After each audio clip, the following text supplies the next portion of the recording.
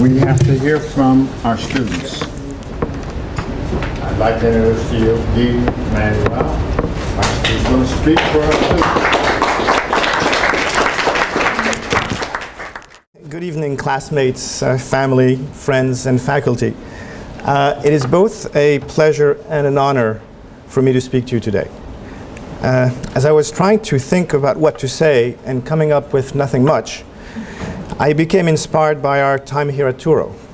I decided this evening could be renamed MTHE 699, which I hope does not really exist, taught by Dr. Strasfeld. There will be only one class meeting and one journal assignment.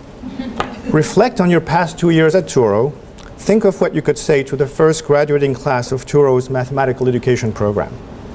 So here come. Well, the first thing is to say is obvious. Congratulations.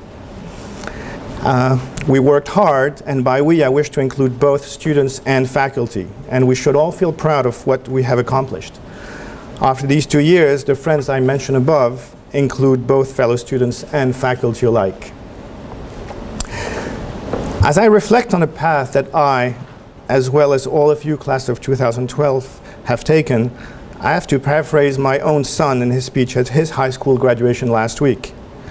For most of us, graduation is a transition to the next stage of our lives. We came to Touro 2 years ago with widely different backgrounds, but with the same ambition of becoming the best teachers we could be. Touro and its faculty helped us on our way to achieving that goal. In my case, I remember my first meeting with Brenda 2 summers ago, hopeful that my past background in math, a long time ago, would be enough to be accepted in the program. It worked. Here I am. As I started in the program, I did actually remember a lot of the math, but what Dr. Strasfeld and the other teachers here encouraged us to do was more in the way of thinking about math and thinking about how to communicate our knowledge and understanding to others.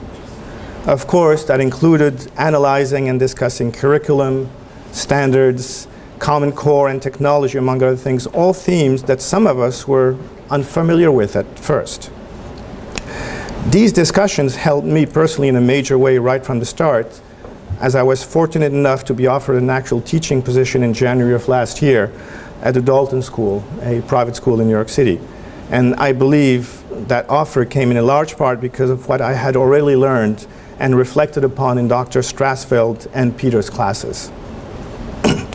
My own learning did not stop there, nor did it stop in the classroom. Dr. Strasfeld was very helpful in finding, for me and other students as well, a school to do my field work and observations.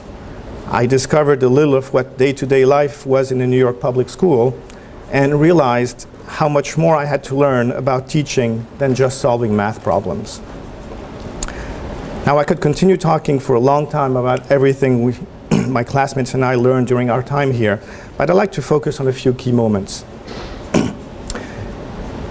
It was always clear to me that different learning styles should require different teaching approaches, but it was not until Dr. Peters made us play with algebra tiles that it became an actual and practical reality.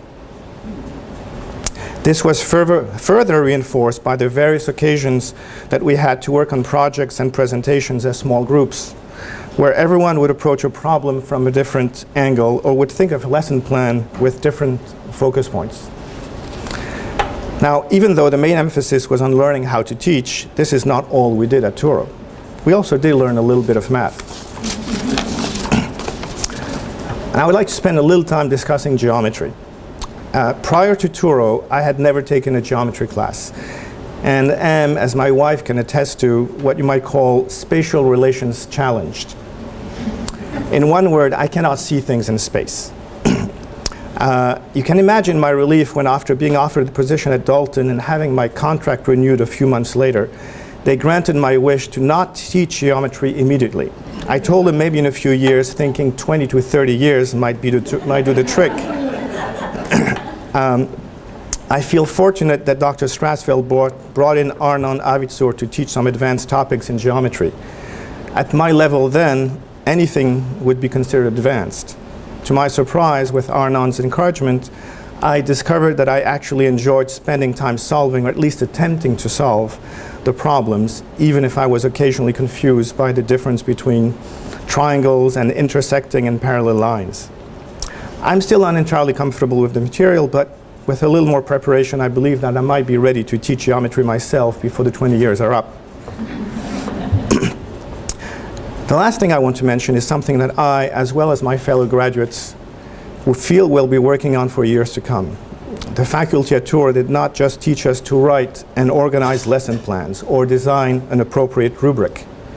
They also stressed the importance of digging deeper and really figuring out what our own students actually know and understand and how they came to that understanding. Finally, I wish to also thank the Tours administration, which made this program possible. It's not an easy task to build a program that attempts to attract students with a wide range of backgrounds, cultures, languages, and abilities. Despite these differences, I feel that we have worked well together in partnership with the faculty and that we're ready now to start or to continue our teaching careers. Again, thank you for the opportunity and congratulations to all.